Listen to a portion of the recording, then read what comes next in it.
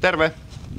Aamulla oli 22,6 astetta pakkasta ja nyt ei taida enää olla kuin 16 ja niin kuin näette, niin aurinkokin paistaa tuolta takaa jo. Mä meinaan testata nyt heittää kuumaa vettä taivaalle ja katsoa miten se höyrystyy. Katsotaan miten onnistuu.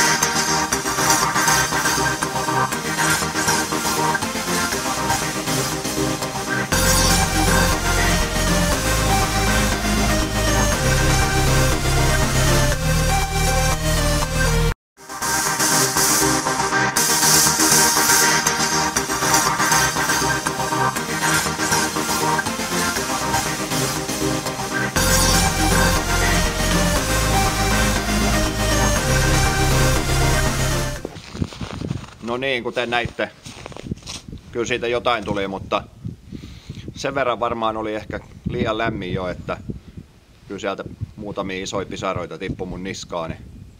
Mutta mä en kyllä tiedä, että niitä voi tippua kovallakin pakkasella. Tai oli huono kippo, millä mä heitin, niin ei sitten ehkä ihan lentänyt tarpeeksi hienona sumuuna tonne taivaan tuuliin. Mutta ihan hienoja tuli. Katsotaan joskus, jos koittaa lisää. Ei muuta. Nähdään. Moi!